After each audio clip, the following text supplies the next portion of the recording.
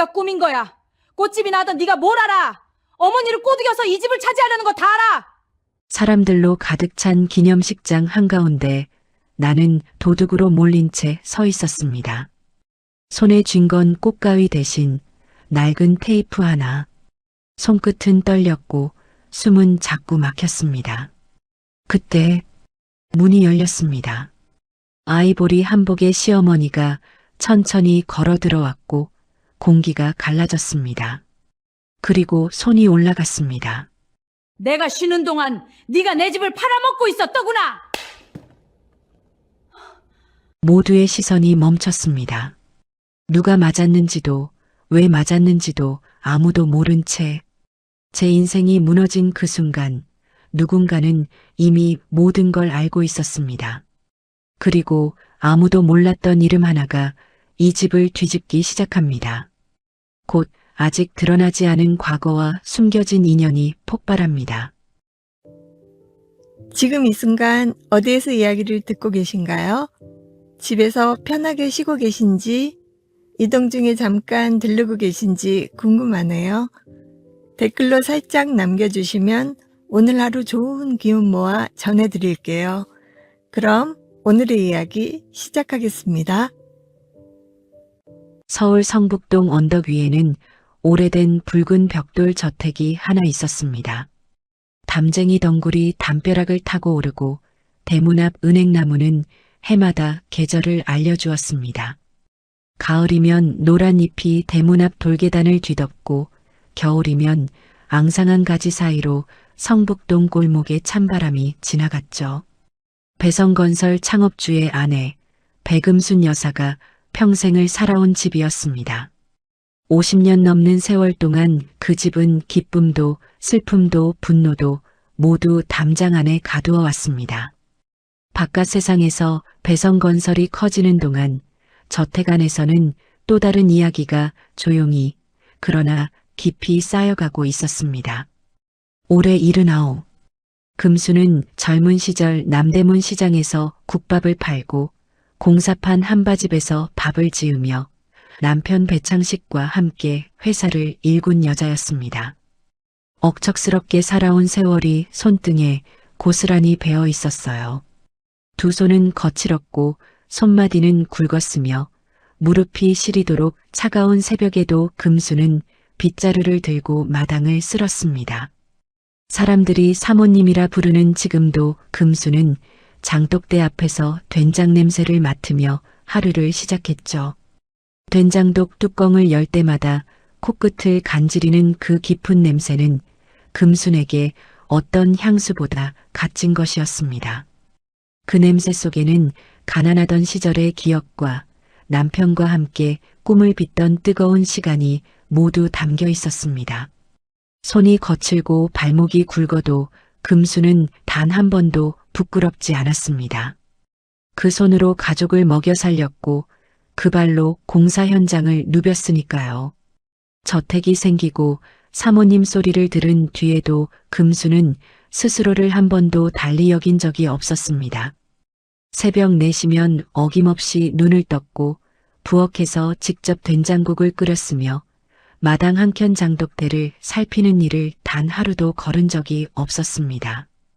도우미 아주머니가 말려도 큰 며느리가 불편한 눈빛을 보내도 금순에게 그 새벽 시간은 남편과 함께한 가난한 시절을 되새기는 의식 같은 것이었어요. 살아있는 동안은 그 시간을 놓고 싶지 않았습니다. 저택 안의 분위기는 겉으로는 조용했지만 속으로는 늘 팽팽했습니다. 큰 며느리 최선아는 달랐습니다. 56의 선아는 배성재단 상무였습니다. 늘 자홍색 블라우스에 진주 귀걸이를 달고 다녔으며 말투는 공손했지만 그 속에는 사람을 아래 위로 재는 냉기가 흘렀죠.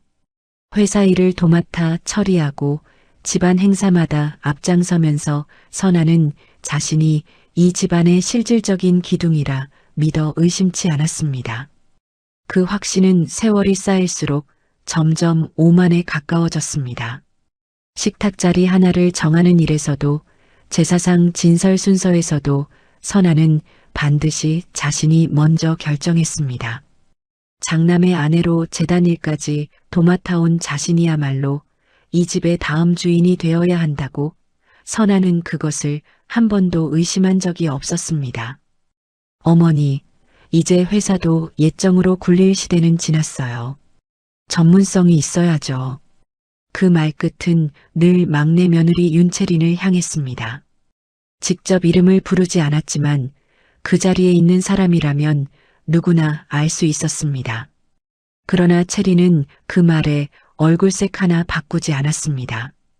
채린은 38, 작은 꽃집을 운영하는 플로리스트였습니다.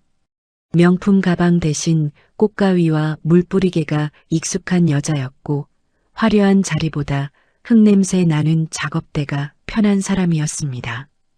채린은 계절이 바뀔 때마다 시어머니가 좋아하는 동백과 국화를 꺾어들고 성북동 저택 언덕을 올랐습니다.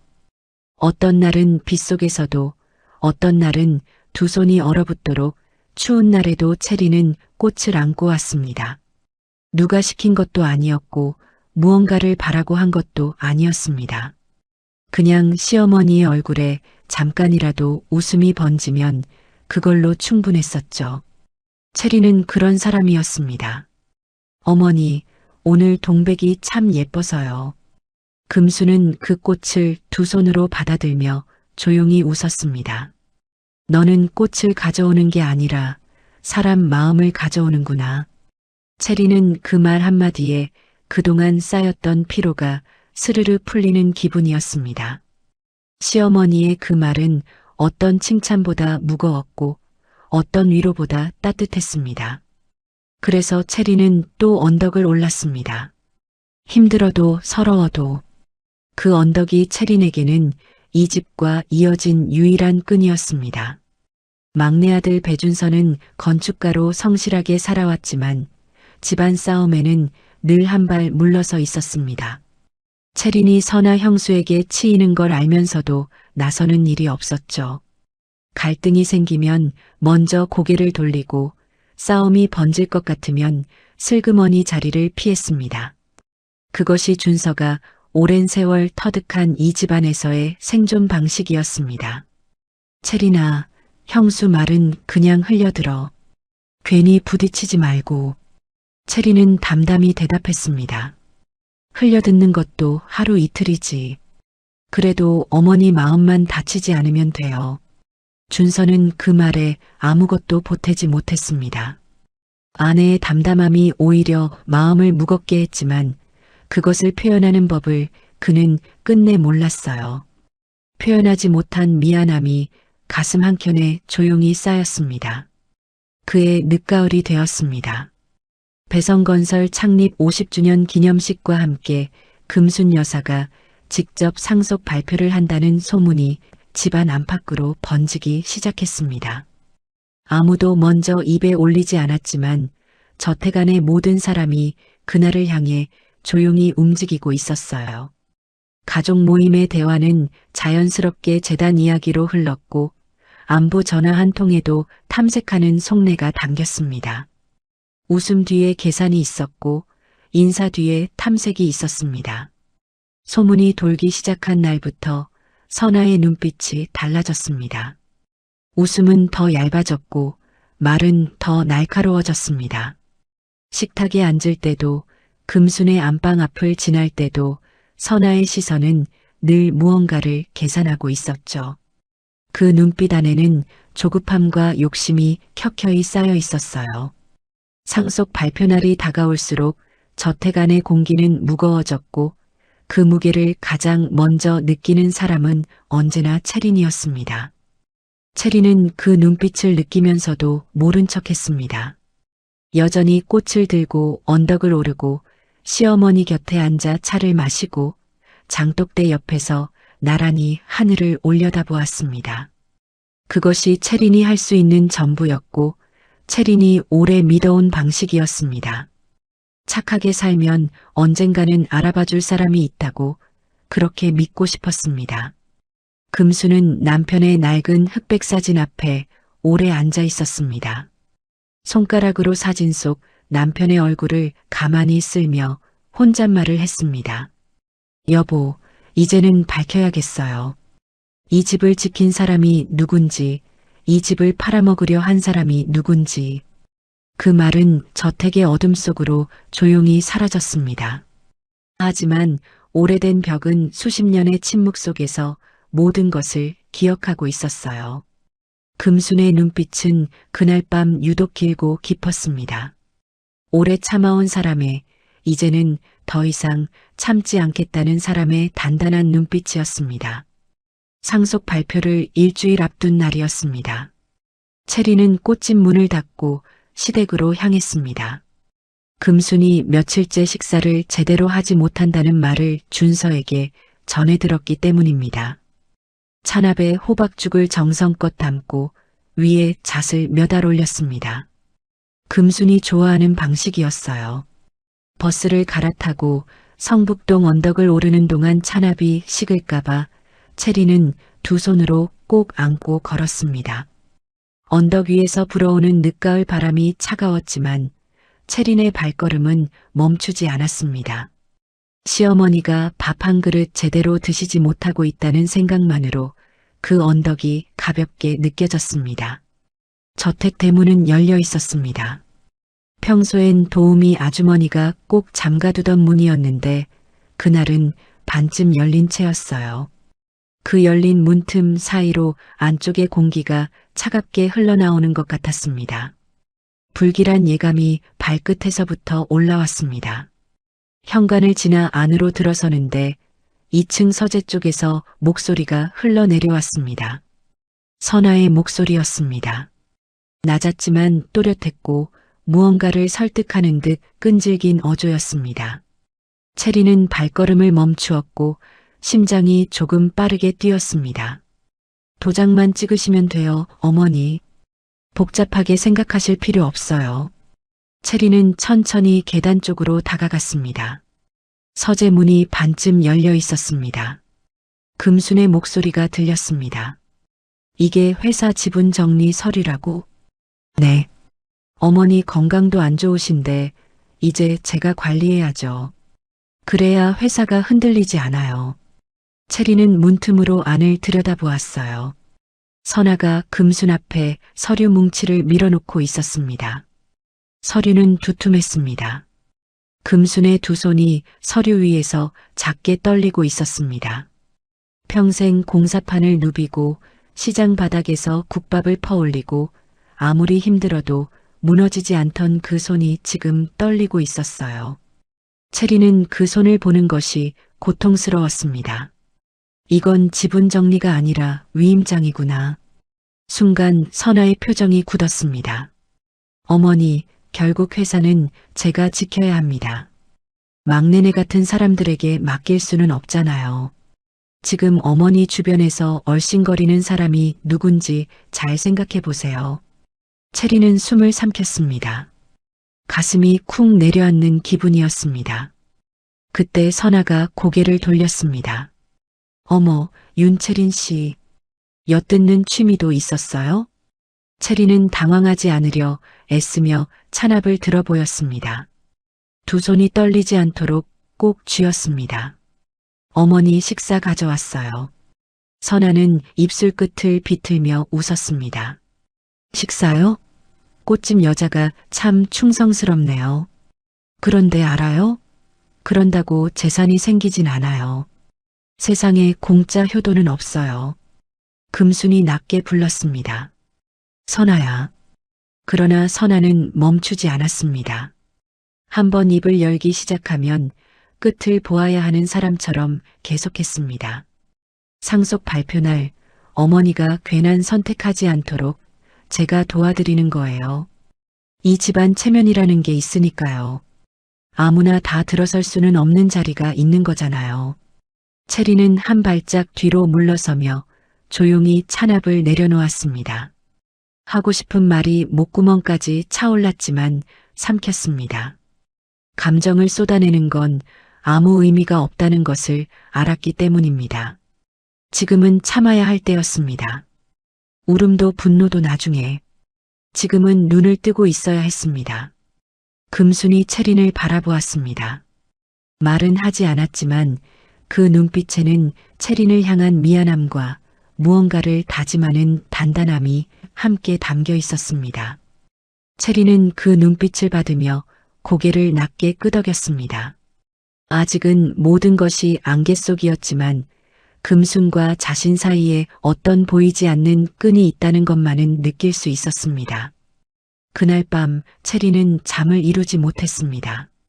천장을 보며 뒤척이는 내내 선아의 말이 머릿속에서 계속 맴돌았습니다. 지웠다 싶으면 다시 떠올랐고 잊으려 하면 더 또렷해졌습니다. 막내네 같은 사람들, 아무나 다 들어설 수는 없는 자리, 그 말들이 심장 어딘가에 가시처럼 박혔습니다. 가난해서 아픈 것이 아니었습니다. 진심마저 값싸게 취급당한 것 같아 억울했고 그 억울함조차 참아야 한다는 게 더 깊이 서러웠습니다. 이 집 언덕을 수도 없이 오르내리면서 쌓아온 마음들이 한꺼번에 채린의 가슴을 눌렀습니다. 뜬 눈으로 밤을 보내고 이른 아침 꽃집 문을 열었습니다.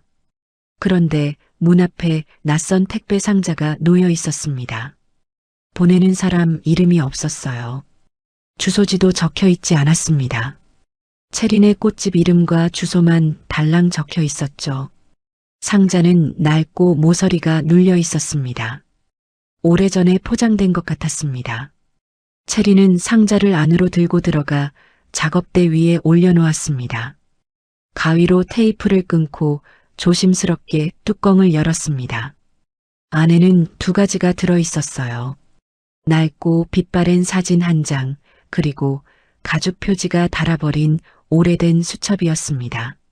사진 속에는 젊은 시절의 금순이 있었습니다. 남대문 시장 앞이었습니다. 금순은 한 어린 여자아이의 손을 꼭 잡고 있었습니다.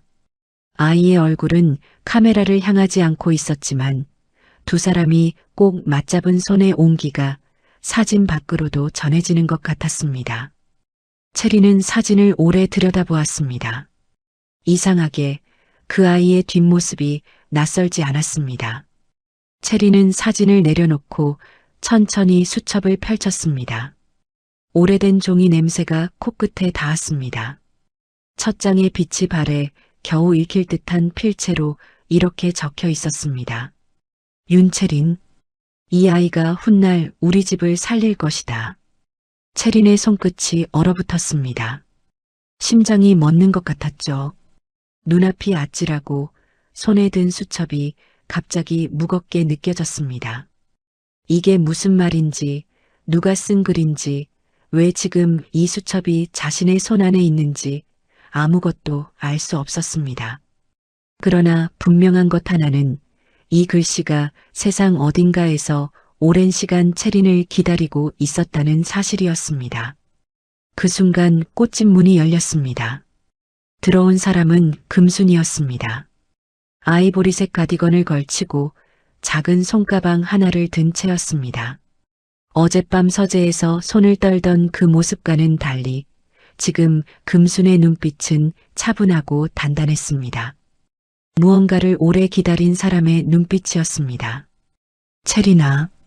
채린은 수첩을 든 채 고개를 들었습니다. 금순은 채린의 손 안에 들린 수첩을 보았습니다. 그리고 천천히 작게 고개를 끄덕였습니다. 이제 내가 알아야 할 때가 왔다.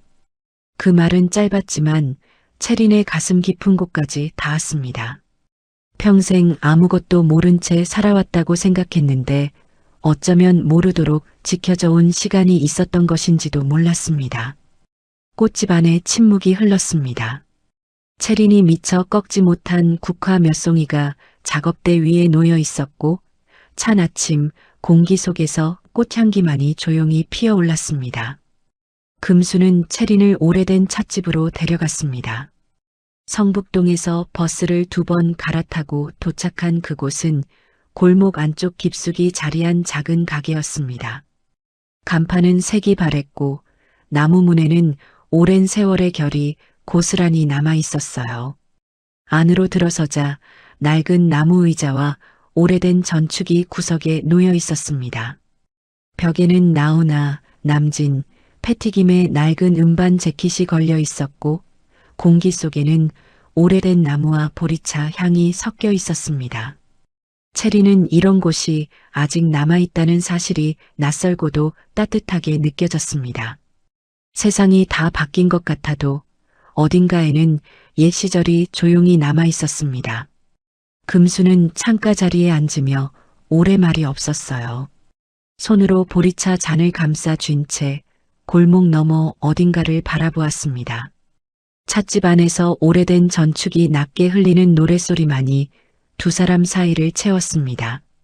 금순이 말을 꺼낼 때까지 체리는 그저 조용히 곁에 있었습니다.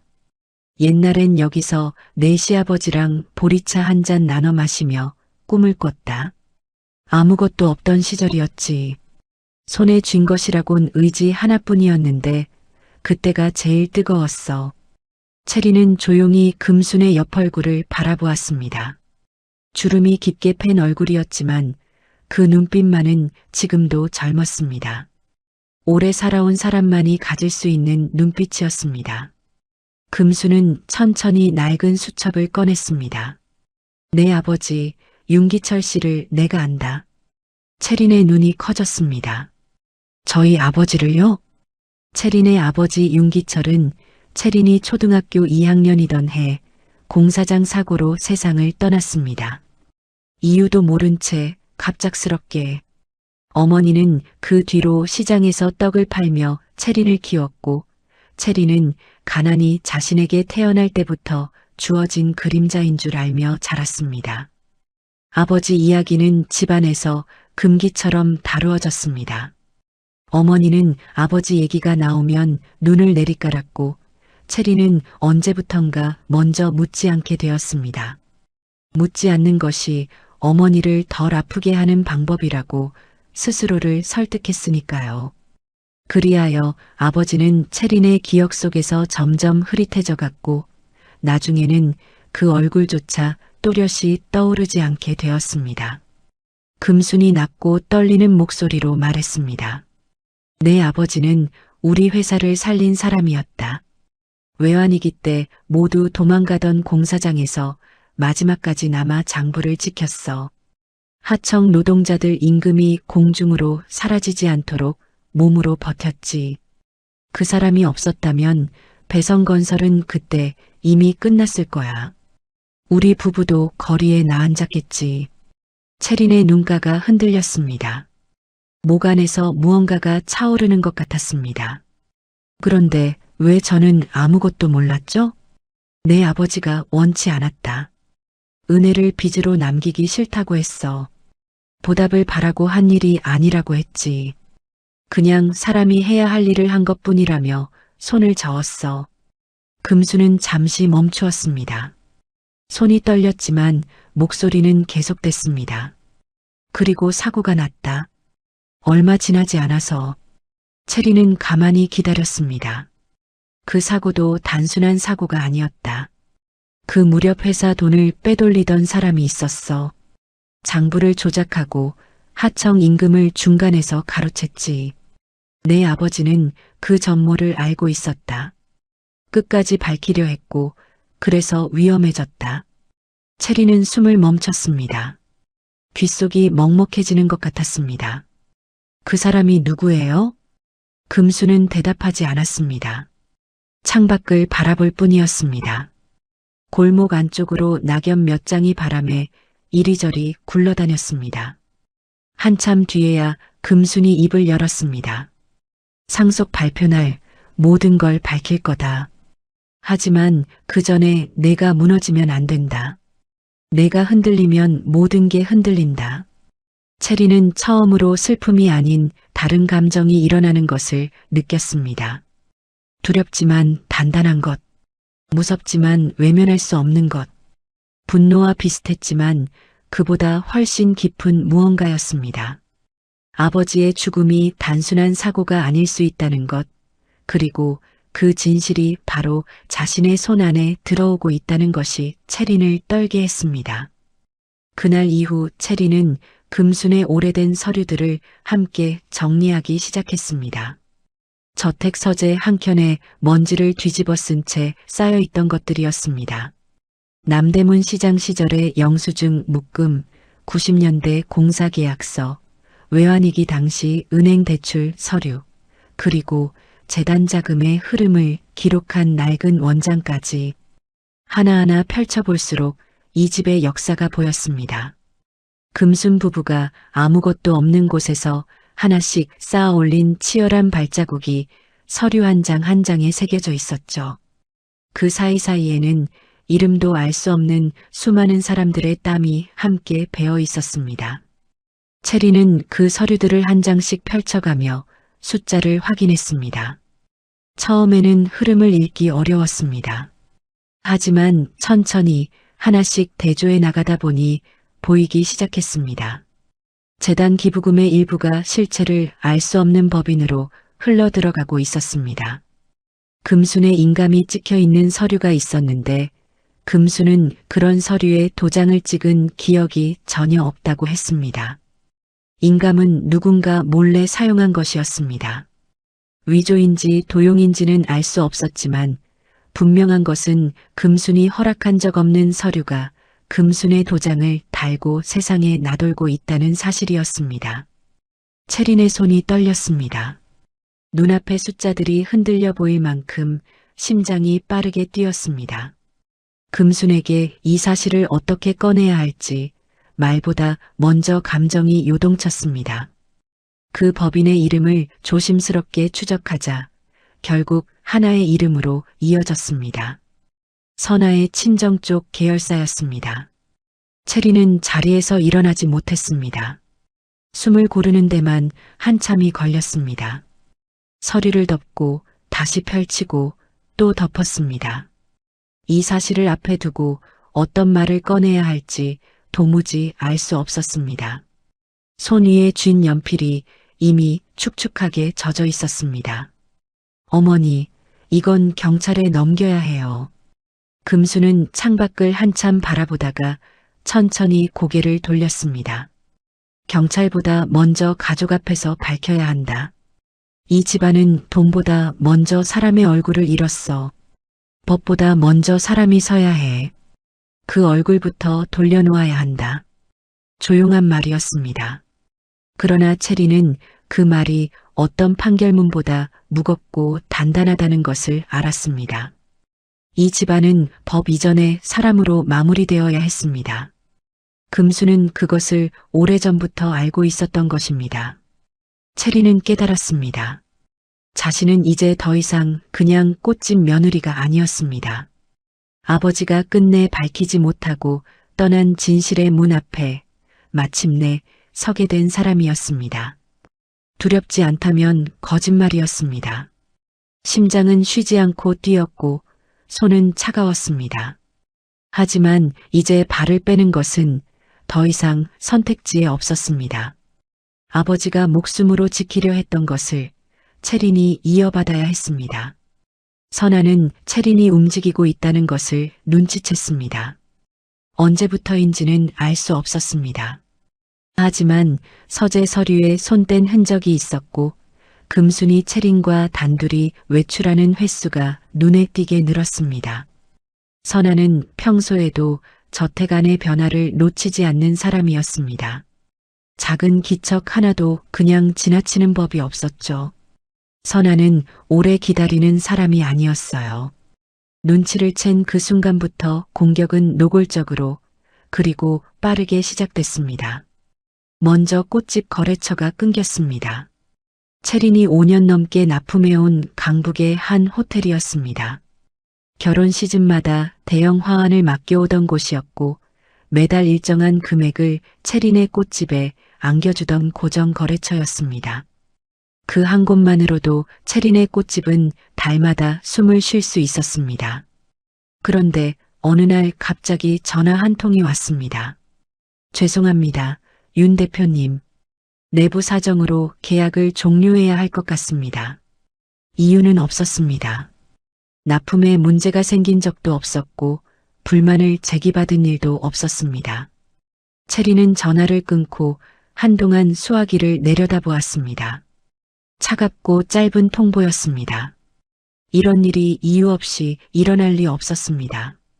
며칠 뒤에는 꽃집 앞에 이상한 소문이 돌기 시작했습니다. 저 집 며느리 시댁 재산 노리고 들어갔다며 시어머니한테 붙어서 상속받으려 한다던데. 골목 어귀의 주민들이 수군거렸고 몇몇 단골 손님은 슬그머니 발걸음을 끊었습니다. 하루에도 몇 번씩 꽃을 사러 오던 어르신이 유리문 앞에서 잠깐 멈추다 돌아서는 뒷모습을 체리는 작업대 뒤에서 지켜보았습니다. 억울함을 입술 안에 꼭꼭 눌러 담았습니다. 체리는 꽃을 다듬던 손을 멈추었습니다. 손끝에 장미가시가 박혔지만 아픈 줄도 몰랐습니다. 그보다 더 날카로운 것이 이미 가슴속 깊이 박혀 있었으니까요. 이런 것들은 우연이 아니었습니다. 누군가 계획적으로 체린을 조여오고 있었습니다. 그리고 체리는 그 한가운데 서 있었습니다. 저녁에 집으로 돌아온 준서는 피곤한 얼굴이었습니다. 소파에 앉자마자 넥타이를 풀며 말했습니다. 체리나, 형수가 그러더라.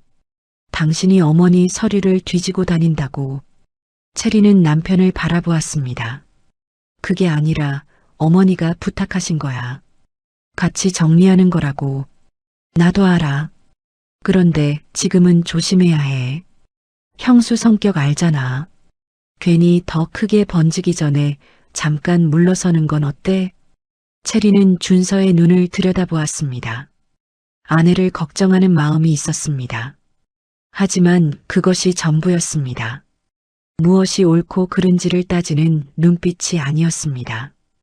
갈등을 덮고 싶은 마음, 시간이 지나면 저절로 해결되리라 믿고 싶은 마음.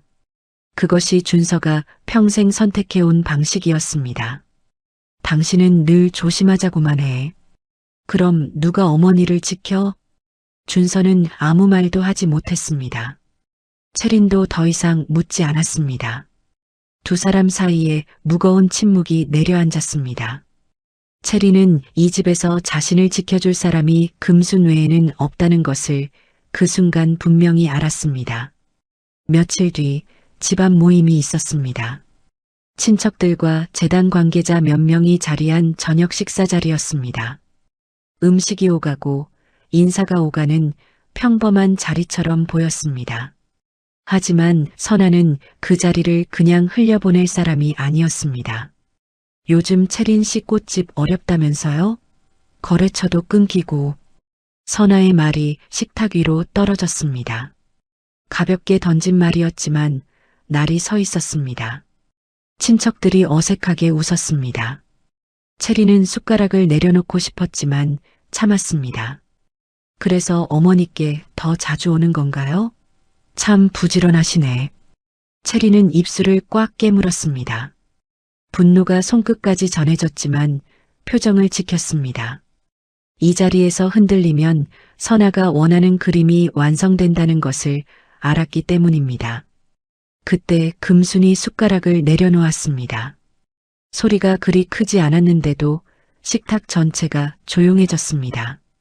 선아야, 사람이 어려울 때 손잡아주는 게 가족이지 비웃는 게 가족이냐? 선아는 웃음을 거두지 않았습니다. 어머니, 제가 틀린 말 했나요? 요즘 세상엔 순진한 얼굴로 접근하는 사람이 더 무서워요. 가까울수록 조심해야 하잖아요. 그 순간 체린의 눈에 눈물이 고였습니다. 쏟아지기 직전이었습니다. 하지만 체린은 눈을 한번 깜빡이며 삼켰습니다. 울어도 되었지만 이 자리에서 무너지면 안 된다는 것을 알았습니다. 선아가 원하는 것이 바로 그것이었으니까요. 모임이 끝나고 사람들이 하나둘 자리에서 일어났습니다. 인사를 나누고 외투를 챙기고 신발을 신으며 흩어졌습니다. 체리는 끝까지 자리를 지켰습니다. 금수는 체린의 손을 잡았습니다. 저택 마루에 나란히 앉아 마당의 어둠을 바라보다가 금순이 먼저 손을 내밀어 체린의 손 위에 포겠습니다. 주름 가득한 손이었지만 그 온기는 여전히 따뜻했습니다. 체리는 그 손을 꼭 잡았습니다. 아가, 참는 것과 삼키는 건 다르다. 참는 건 버티는 거고 삼키는 건 내 속을 썩히는 거야. 넌 지금 삼키고 있어. 체리는 그 말에 그만 무너졌습니다. 오랫동안 누르고 있던 것이 한꺼번에 터져 나왔습니다. 어깨가 들썩이고 손등으로 눈을 닦았지만 눈물은 멈추지 않았습니다. 저는 그냥 좋은 사람으로만 살면 되는 줄 알았어요. 착하게 살면 언젠가 알아봐 준다고 믿었는데. 금수는 체린의 등을 천천히 토닥였습니다. 오래 말없이 체린의 울음이 잦아들 때까지 금수는 손을 놓지 않았습니다. 좋은 사람도 칼을 들어야 할 때가 있다. 사람을 찌르기 위해서가 아니라 썩은 줄을 끊기 위해서. 체리는 그 말을 가슴 깊이 새겼습니다. 마당의 차가운 바람이 두 사람의 옷깃을 스쳐 지나갔습니다. 체리는 눈물을 닦고 천천히 허리를 폈습니다. 아직 싸움은 끝나지 않았습니다. 오히려 지금부터가 시작이었습니다. 하지만 선아는 이미 더 큰 덫을 놓고 있었습니다. 상속 발표를 하루 앞둔 저녁이었습니다. 체린이 꽃집 마감 정리를 하고 있을 때였습니다. 하루의 피로를 안고 작업대를 닦던 중 문을 두드리는 소리가 났습니다. 이 시간에 손님이 올 리 없었습니다. 문을 열자 낯선 두 사람이 서 있었습니다. 단정한 점퍼, 짧은 머리카락. 체리는 직감적으로 알았습니다. 윤체린 씨 맞습니까? 백음순 여사님의 인감 도용 및 금품 절도 혐의로 조사가 필요합니다. 꽃집 안의 공기가 한순간에 얼어붙었습니다. 저녁 불빛 아래 꽃들이 그대로 서 있었습니다.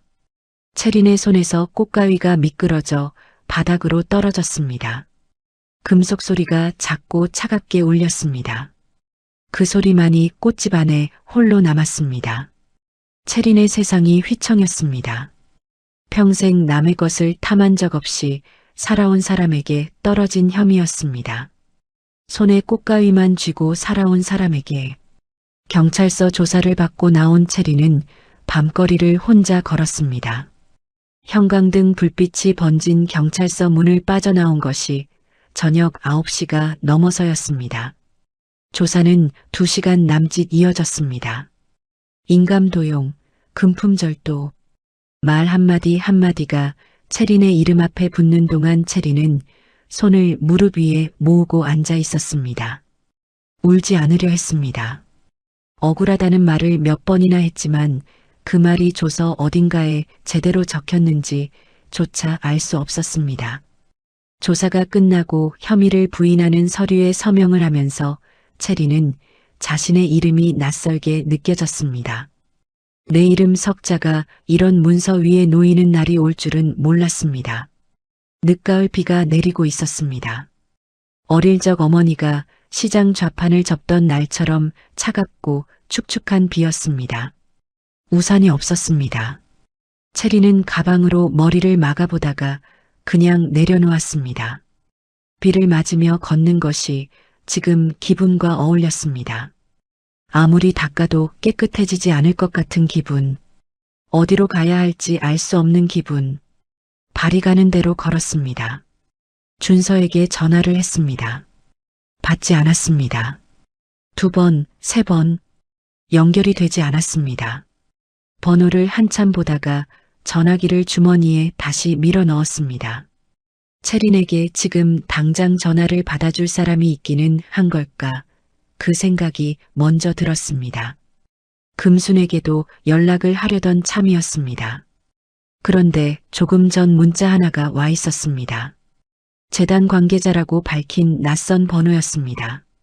금순이 충격으로 쓰러져 병원으로 이송됐다는 내용이었습니다. 체리는 그 문자를 3번 읽었습니다.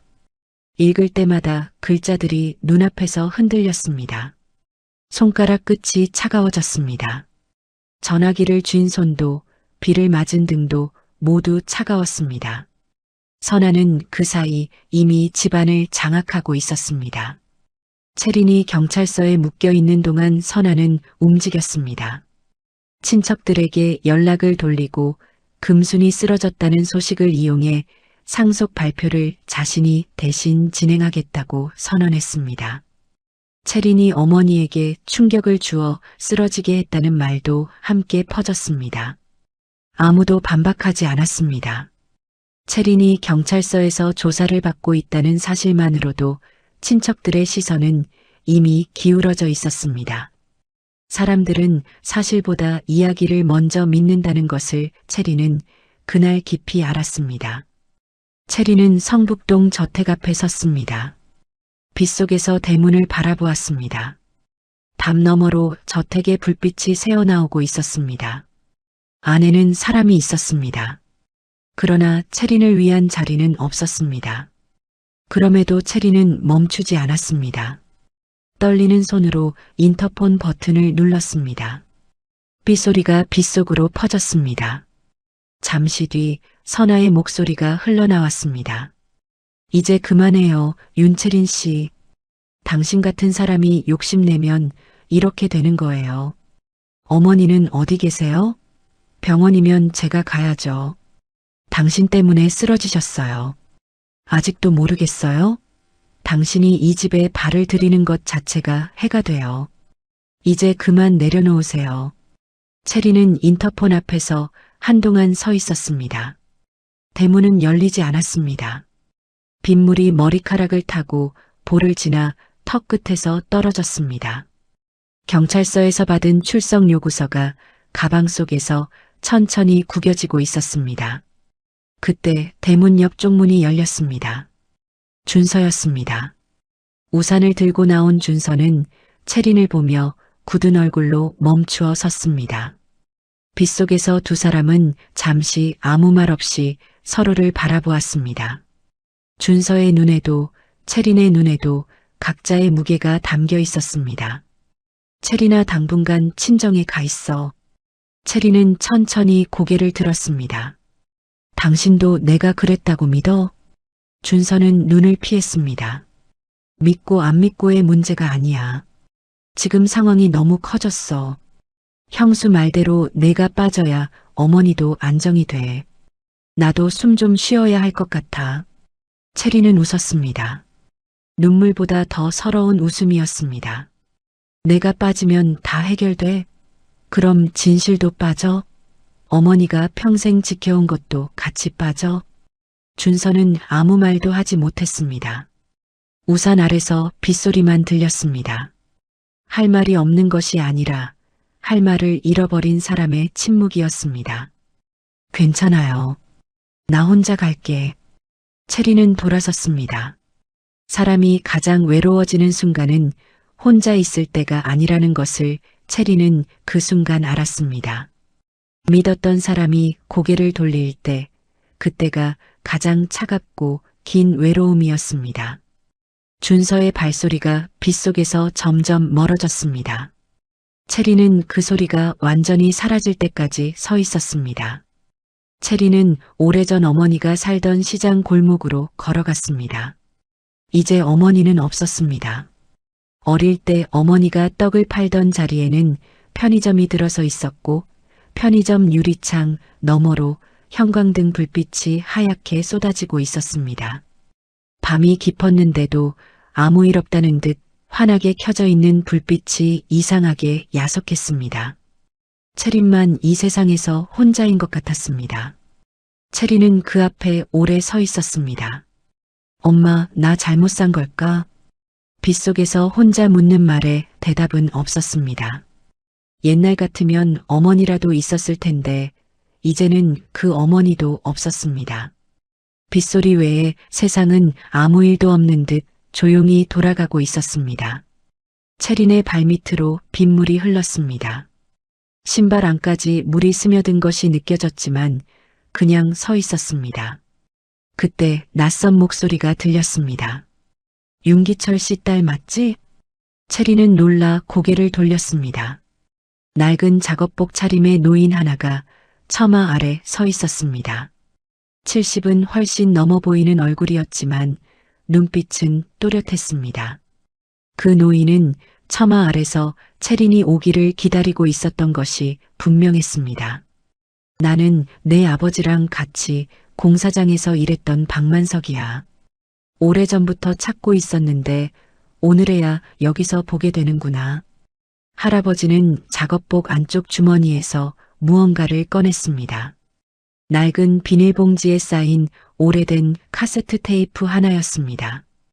테이프 겉면은 색이 발해 있었고 손잡이 부분이 약간 눌려 있었습니다. 누군가 오랜 시간 꺼내 들었다 넣었다를 반복한 것처럼 낡아 있었습니다. 내 아버지가 죽기 전에 나한테 맡긴 거야. 언젠가 딸이 받아야 할 거라고 했어. 이걸 이제야 전해줘서 미안하다. 채린의 손에 그 테이프가 놓였습니다. 비닐 겉면이 빗물에 젖었습니다. 채린은 그것을 품 안으로 감추었습니다. 아버지의 손을 한 번도 제대로 기억하지 못하는 채린이었습니다. 초등학교 2학년 이후로 아버지의 따뜻함을 느껴본 적이 없는 채린이었습니다. 그런데 지금 아버지가 마지막으로 붙잡았던 것이 지금 이 손 안에 있었습니다. 오래되고 낡아서 재생이 될지조차 알 수 없는 테이프였지만 채린은 그것을 놓을 수 없었습니다. 세상이 모두 무너진 그 밤, 아버지의 목소리가 녹슨 테이프 속 어딘가에서 오래 숨을 쉬고 있었습니다. 채린은 작은 여관방에서 카세트 플레이어를 구했습니다. 경찰서 출석 요구서를 받은 다음 날 채린은 준서와 함께 살던 집으로 돌아가지 않았습니다. 돌아갈 수 없는 것인지 돌아가기 싫은 것인지 스스로도 알 수 없었습니다. 성북동 저택에도 갈 수 없었습니다. 시장 골목 어귀의 낡은 여관에 방을 잡았습니다. 젖은 옷을 욕실 수도꼭지에 걸어두고 담요 하나를 끌어당겨 어깨에 올렸습니다. 몸보다 마음이 더 차가운 밤이었습니다. 그리고 이른 아침부터 카세트 플레이어를 찾아다녔습니다. 요즘 세상에 카세트를 트는 기계를 찾는 일은 쉽지 않았습니다. 전파사 두 곳을 허탕치고 세 번째로 들어간 시장 구석 전파사에서야 먼지가 쌓인 플레이어 하나를 찾을 수 있었습니다. 주인 할아버지는 선반 깊숙한 곳에서 그것을 꺼내며 말했습니다. 요즘 누가 이런 걸 찾나 했더니 그래도 옛것은 사람 배신 안 해요. 채린은 그 말이 이상하게 마음에 걸렸습니다. 아버지도 그랬을 것이었습니다. 배신하지 않으려다 배신당한 사람이었을 것이었습니다. 여관방으로 돌아와 문을 잠갔습니다. 침대 가장자리에 앉아 비닐봉지에서 테이프를 꺼냈습니다. 손이 떨렸습니다. 테이프를 플레이어에 끼우고 재생 버튼을 눌렀습니다. 딸깍. 테이프가 돌아가기 시작했습니다. 치직거리는 잡음이 한참 이어졌습니다. 채린은 숨을 참고 기다렸습니다. 그리고 잡음 끝에 목소리가 들렸습니다. 금순 사모님, 혹시 제가 잘못되면 이걸 꼭 제 딸에게 전해주십시오. 채린은 숨을 멈췄습니다. 아버지의 목소리였습니다. 사진 속에서도 어머니의 이야기 속에서도 흐릿하기만 했던 그 목소리가 지금 채린의 귀 속으로 또렷이 들어왔습니다. 낮고 단단한 목소리였습니다. 흔들리지 않으려 애쓰는 사람의, 그래도 사람을 믿는 사람의 목소리였습니다. 채린은 두 손을 무릎 위에 모으고 귀를 기울였습니다. 회사 돈을 빼돌리는 사람이 있습니다. 오랫동안 장부를 조작해왔고 하청업체 임금도 중간에서 사라지고 있습니다. 이 일을 그냥 덮으면 공사판 노동자들이 죽습니다. 저는 끝까지 밝히겠습니다. 잠시 녹음이 끊겼다가 다시 이어졌습니다. 테이프 안에서 잡음이 한번 크게 일었습니다. 채린은 숨을 죽이고 기다렸습니다. 그리고 또 다른 목소리가 흘러나왔습니다. 채린은 그 목소리를 알지 못했습니다. 하지만 이름은 알았습니다. 테이프 속 아버지가 낮게 이름을 불렀기 때문이었습니다. 최동만. 당시 배성건설의 자금 담당 임원이었고 지금 선아의 친정아버지였습니다. 최동만의 목소리는 위협하듯 낮았습니다. 일을 크게 만들지 말라고, 가족이 있으면 알아서 처신하라고, 그 말이 반복됐습니다. 체리는 온몸이 굳었습니다. 선아의 친정은 배성건설에 돈을 빼돌려 불을 쌓았고 아버지 윤기철은 그 비리를 밝혀내려다 사고를 당한 것이었습니다. 우연이 아니었습니다. 치밀한 계획이었습니다. 그리고 20여 년이 지난 지금 그 집안의 딸 선아가 배성건설로 들어와 다시 한번 같은 일을 반복하고 있었습니다. 역사가 되풀이되고 있었습니다. 체리는 손으로 입을 막았습니다. 눈물이 흘렀습니다. 슬픔인지 분노인지 알 수 없었습니다. 둘 다인지도 몰랐습니다. 아버지가 그렇게 떠난 것이 사고가 아니었다는 사실이 체린의 가슴 한가운데를 깊이 찔렀습니다. 어릴 때 이미 아버지를 잃었다고 생각했는데 지금 이 순간 다시 한번 잃는 것 같았습니다. 그때 전화가 울렸습니다. 화면에 뜬 번호는 낯선 번호였지만 체리는 직감적으로 받았습니다. 체리나 나 병원 아니다. 어머니? 선아가 나를 병원에 가둔 줄 알지? 나는 이미 빠져나왔다. 지금 내 아버지 동료들을 만나고 있어. 박만석 씨가 먼저 연락을 해줬다. 금순의 목소리는 늙었지만 조금도 흔들리지 않았습니다. 체리는 전화기를 쥔 손에 저절로 힘이 들어갔습니다. 어머니, 저 테이프를 들었어요. 알고 있다. 잠시 침묵이 흘렀습니다. 너 혼자 싸우게 두려고 한 게 아니다. 내가 스스로 일어서는 걸 기다렸어. 그래야 진짜 싸울 수 있으니까. 체리는 눈물을 삼키며 말했습니다. 어머니, 저는 너무 무서웠어요. 무서워도 된다.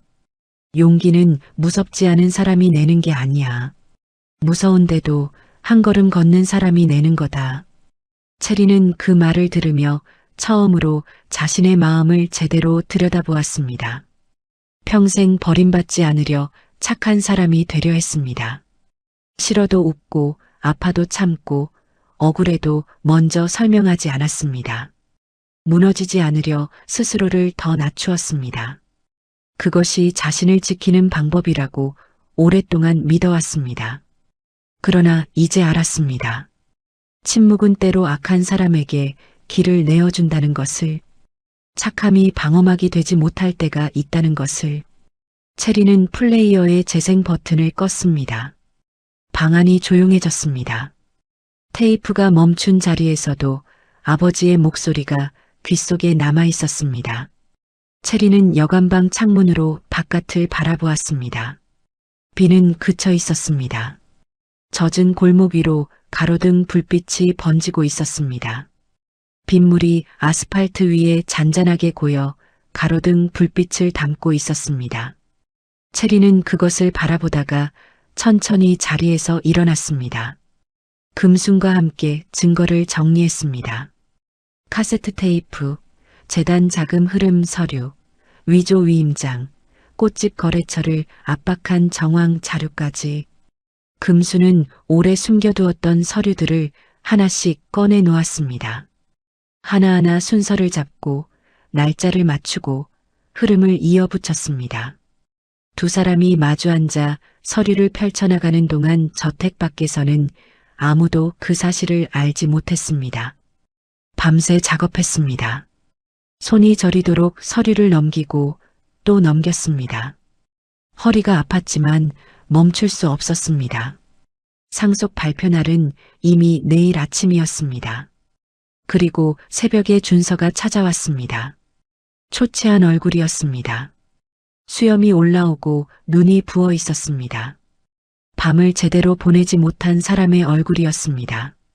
여관 문 앞에 선 준서는 체린을 보자마자 힘없이 고개를 숙였습니다. 체린아 미안해. 체린은 조용히 바라보았습니다. 화가 나지 않았습니다. 서럽지도 않았습니다. 그냥 담담했습니다. 어쩌면 체린은 이미 그 밤 빗속에서 다 울어버렸는지도 몰랐습니다. 미안하다는 말보다 이제 뭘 할 건지 말해. 준서는 고개를 들었습니다. 이번엔 숨지 않을게.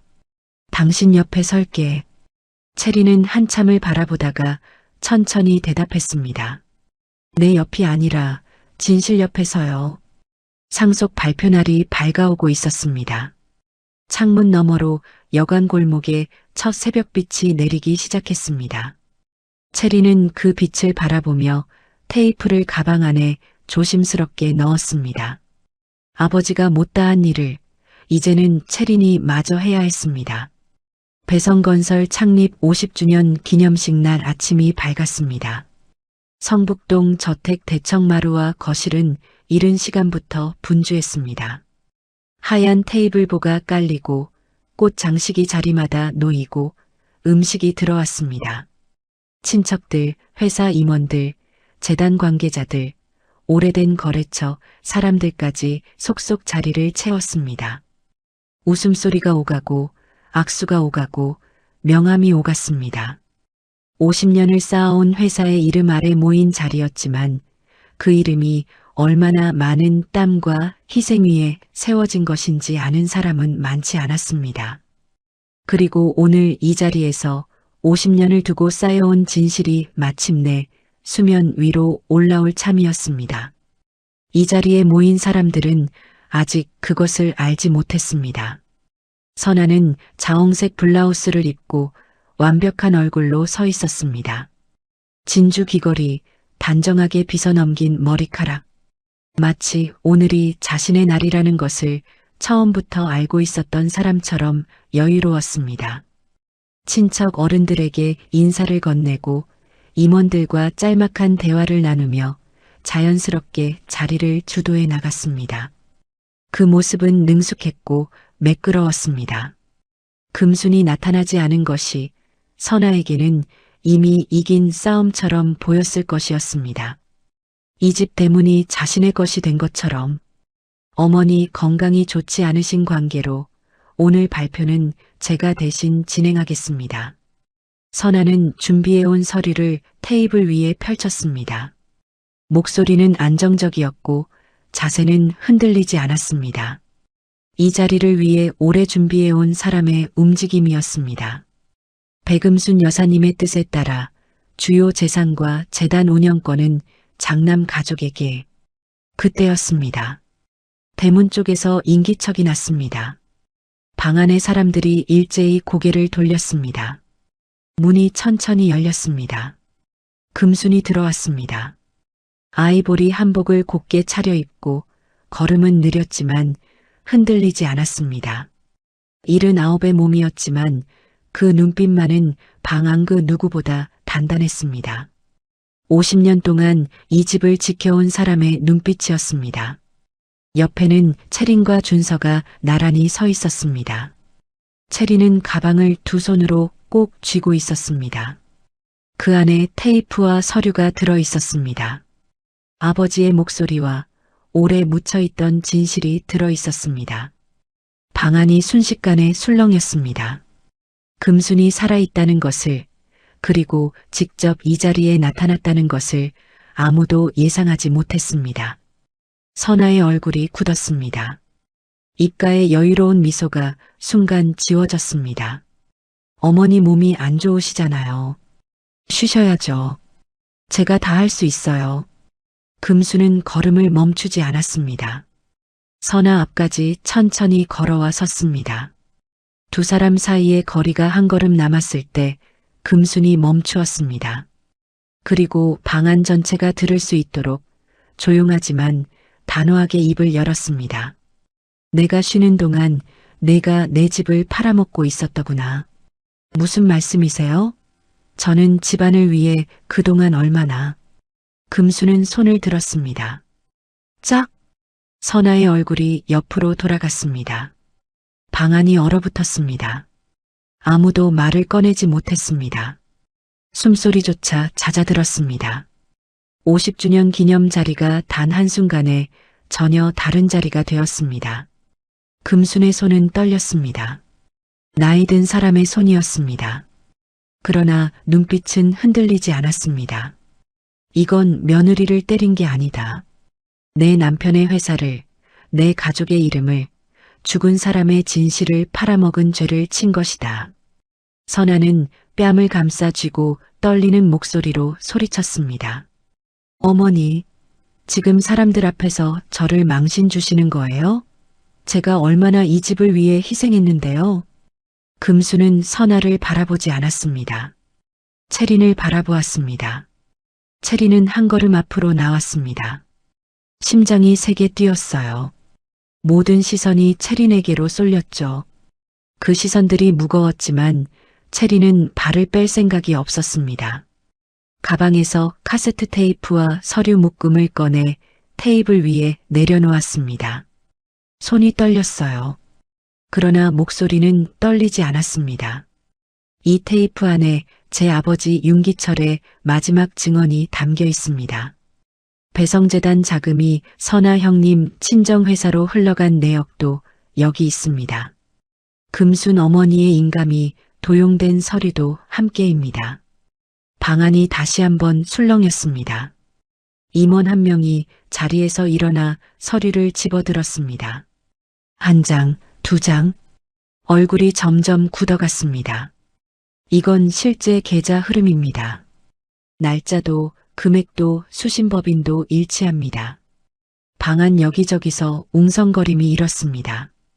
친척들이 서로 눈빛을 교환했습니다. 자리에서 몸을 앞으로 기울이는 사람도 있었습니다. 이제는 누구도 방관할 수 없는 자리가 되었습니다.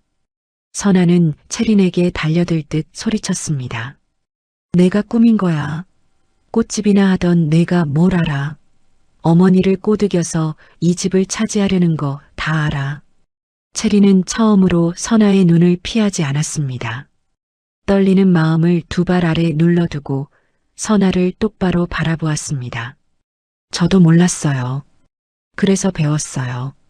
아버지가 왜 그렇게 돌아가셨는지, 어머니가 왜 평생 침묵하셨는지, 형님이 왜 처음부터 저를 그토록 밀어내려 하셨는지.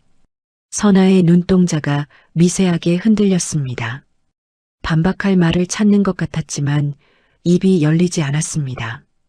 평생 말로 상황을 지배해온 사람이었는데 지금 이 순간만큼은 할 말이 없었습니다. 금수는 서류 가방에서 마지막 서류를 꺼냈습니다. 방 안의 숨소리가 멎었습니다. 오늘 진짜 상속 발표를 하겠다. 목소리는 낮고 조용했습니다. 그러나 그 낮음이 방 안 어느 구석까지도 닿았습니다. 배성재단 운영권은 윤채린에게 맡긴다. 회사 지분 일부는 노동자 복지재단으로 돌린다.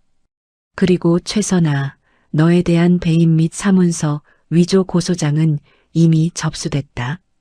선아는 그 자리에서 천천히 무너져 내렸습니다. 완벽하게 서 있던 사람이 무릎부터 꺾였습니다. 어머니, 제가 이 집을 위해 얼마나 했는데요. 제가 다 지켰는데. 금수는 돌아보지 않고 낮게 대답했습니다.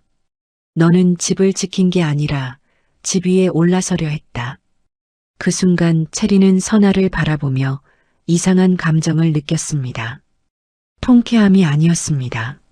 슬픔에 더 가까운 것이었습니다.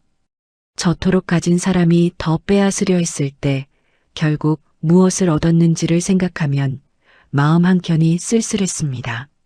그러나 채린은 물러서지 않았습니다. 진실은 마침내 제자리를 찾았고 그 자리에 채린이 서 있었습니다. 저택 대청마루에 오후의 햇살이 비스듬히 내려앉았습니다. 금수는 남편의 사진이 걸린 쪽 벽을 잠시 바라보았습니다. 50년 전 함께 꿈꾸던 사람. 이제야 당신 앞에 부끄럽지 않다고 금수는 그렇게 생각했을 것이었습니다. 그리고 조용히 아주 천천히 오랫동안 참아온 사람처럼 깊이 숨을 내쉬었습니다. 몇 달이 지났습니다. 성북동 저택의 분위기는 달라져 있었습니다. 높은 담장 안에 갇힌 재벌가의 집이 아니라 오래된 상처를 햇볕에 말리는 집처럼 변했습니다.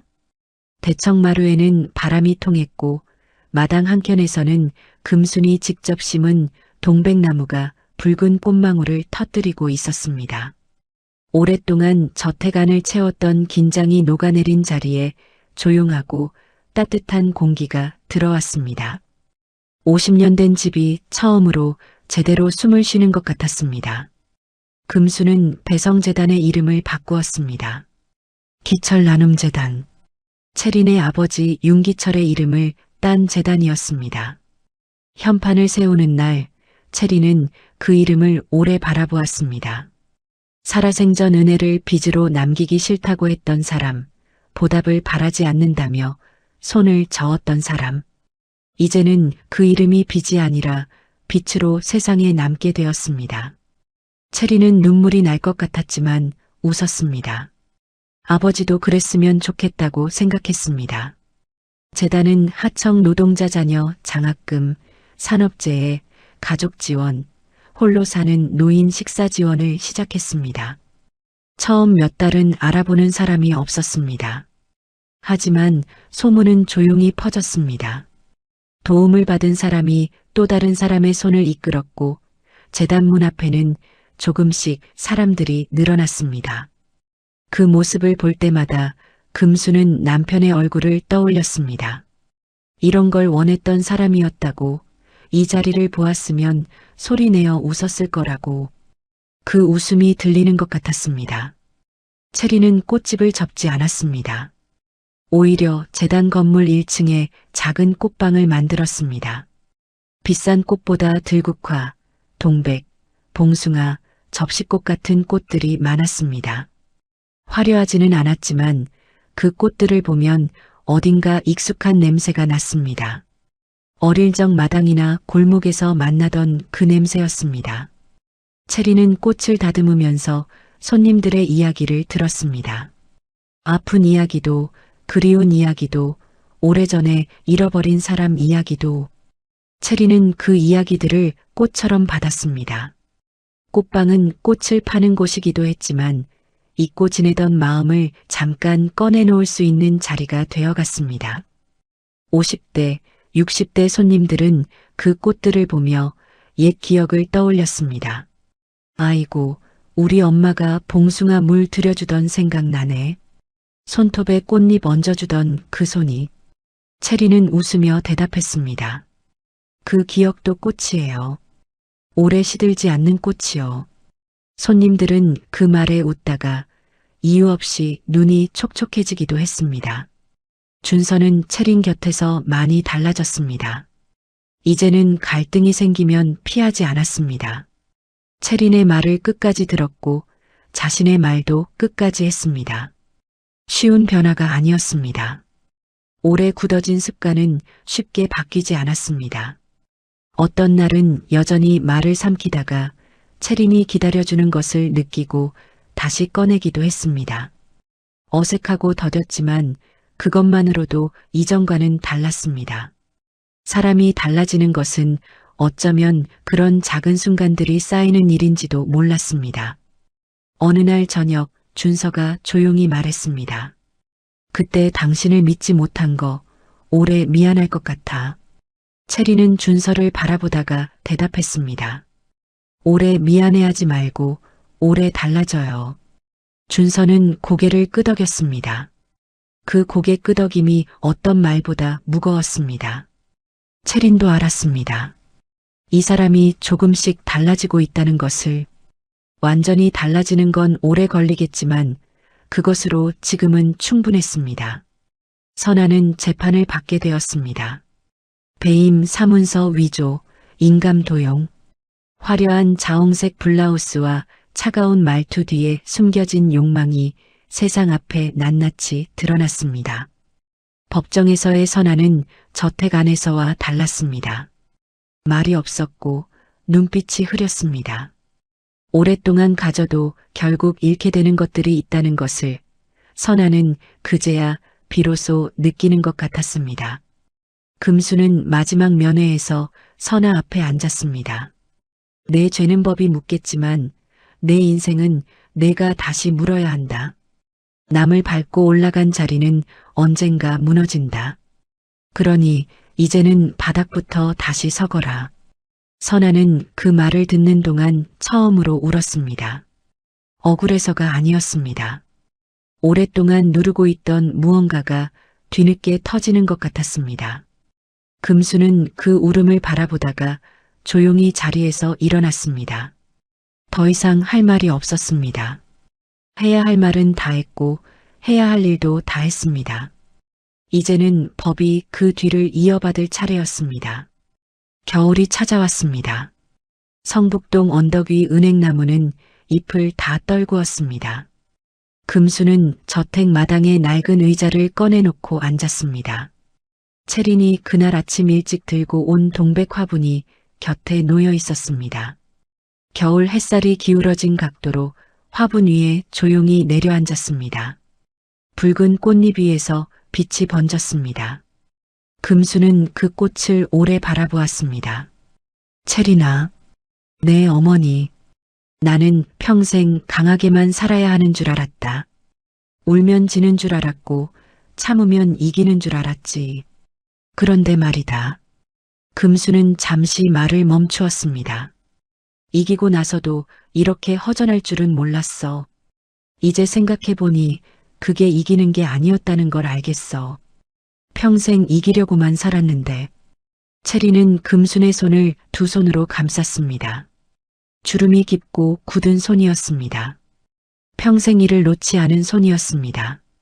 그 손이 지금 채린의 손 안에서 가만히 쉬고 있었습니다. 이 손이 평생 얼마나 많은 것을 버텨왔는지를 채리는 그 무게로 느낄 수 있었습니다. 어머니도 이제 쉬셔도 돼요. 다 됐어요. 금수는 천천히 미소 지었습니다. 오래 웃지 않은 사람의 미소처럼 조금 어색했지만 그래서 더 진했습니다. 그래, 이제는 나도 좀 사람답게 늙어보련다. 그날 저녁 저택 마당에 오래된 전축 소리가 흘러나왔습니다. 70년대 노래였습니다. 금수는 눈을 감고 젊은 날 남편과 남대문 시장 골목을 걷던 시절을 떠올렸습니다. 손에 아무것도 없던 시절. 그래도 서로의 손만 잡고 있으면 다음 날이 무섭지 않았던 시절. 가난했지만 뜨거웠고 배고팠지만 웃음이 있었습니다. 그 시절이 지금의 금순을 만들었습니다. 채리는 그 곁에 조용히 동백 한 송이를 놓았습니다. 늦게 피었지만 가장 붉게 피어난 꽃이었습니다. 이 꽃처럼 채린도 늦었지만 제대로 핀 것이었습니다. 채리는 그 꽃을 바라보며 마음속으로 말했습니다.